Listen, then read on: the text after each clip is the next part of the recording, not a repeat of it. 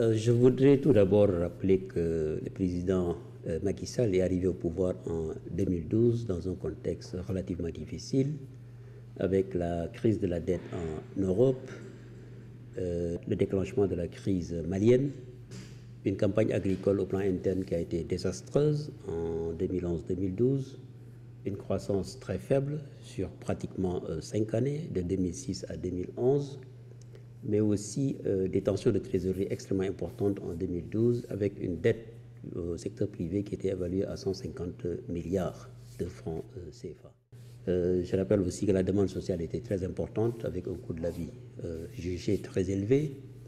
Et dans ce contexte, évidemment, le président de la République a pris des mesures urgentes qui consistaient à la distribution de vivres de soudure pour les populations, mais aussi la distribution d'aliments de bétail et la réduction des prix des denrées après une subvention pour le cas du sucre, mais aussi des négociations avec les commerçants. Mais ces mesures de court terme, évidemment, ne suffisaient pas. Donc le président a initié une réflexion qui a donné naissance au plan Sénégal émergent, qui est aujourd'hui le seul référentiel en matière de politique économique et sociale. Et le PSE est adossé à une vision qui est celle d'un Sénégal émergent en 2035, avec une société solidaire et dans un état de droit. Après près de 4 années de mise en œuvre du PSE, on peut dire aujourd'hui qu'on a des résultats très très forts, appréciables, qui sont salués un peu partout, en particulier la croissance. Aujourd'hui, le Sénégal fait partie des économies africaines qui affichent les taux de croissance les plus élevés. Depuis 2015, donc sur 3 années consécutives, nous avons enregistré une croissance de plus de 6%, ce qui est quand même une nouveauté parce que depuis 1980, jamais le Sénégal n'a aligné une croissance de 6% sur 3 années successives.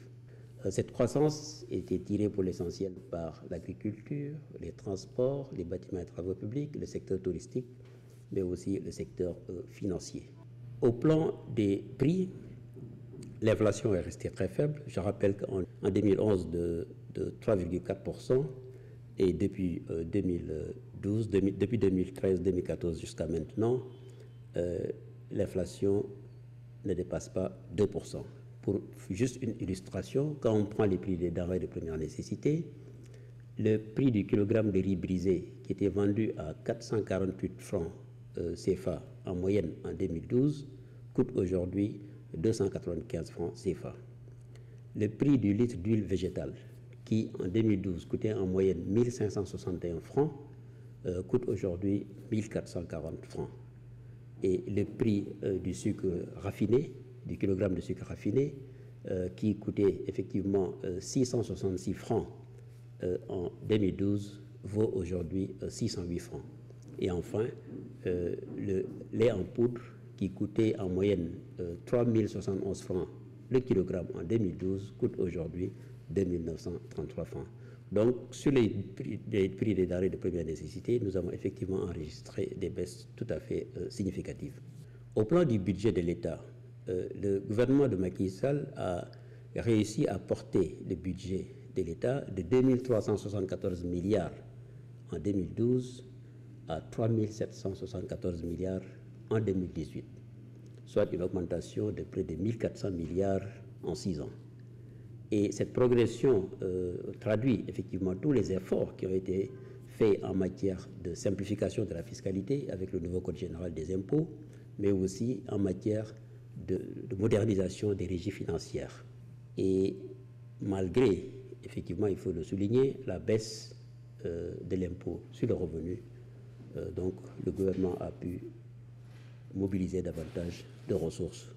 L'investissement public est passé de 827 milliards en 2012 à 1227 milliards en 2018.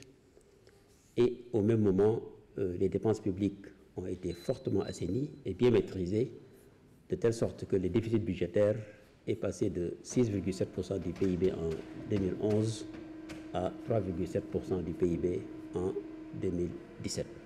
Ces investissements importants peuvent être illustrés à travers les résultats fort appréciables que nous avons obtenus en matière d'amélioration de l'environnement des affaires, en particulier dans le secteur de l'électricité, où la puissance installée est passée de 854 MW en 2012 à 1024 MW en 2017. Et au même moment, le taux d'électrification rurale est passé de 25% en 2012 à 40% en 2017. Et le coût de production, effectivement, de l'électricité est passé de 97 francs CFA en 2012 à 55 francs CFA en 2017, à la faveur du développement du mix énergétique. Aujourd'hui, 5 centrales solaires ont vu le jour et la centrale à charbon est en train d'être finalisée, ce qui permettra de réduire davantage les prix de l'électricité, qui, je dois le rappeler, a déjà connu une baisse de l'ordre de 10% en janvier 2017. Du point des infrastructures aussi, beaucoup de progrès ont été notés avec la mise en service de l'aéroport international Blaise Diagne de Diass, mais aussi le prolongement de l'autoroute à péage jusqu'à Signa, le prolongement de la VDN, les lancements des travaux Ila Touba, qui ont très fortement avancé, mais aussi le lancement du train express régional, sans compter le centre de conférence international Abdou Diouf de Diamniadio et toutes les infrastructures qui ont été développées au niveau de Diamniadio. Toujours en matière d'accès au financement, des progrès également très importants ont été enregistrés avec la mise en place du Fonds 6, du Fonds GIP et de la BNDE qui ont permis d'améliorer très sensiblement l'accès au financement pour la PME.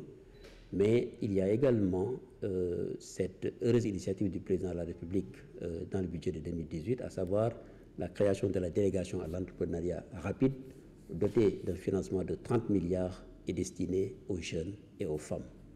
D'autres efforts assez importants ont été également notés en matière d'amélioration de l'environnement des affaires. C'est des mesures portant sur la simplification des procédures, la loi PPP, les zones économiques spéciales, etc. Et tout ça devrait permettre de libérer davantage de potentiel de croissance, d'attirer davantage de secteur privé et donc de maintenir la croissance à des niveaux très élevés. Et cette croissance économique, cette activité qui va permettre effectivement aux populations d'améliorer très sensiblement leurs conditions de vie.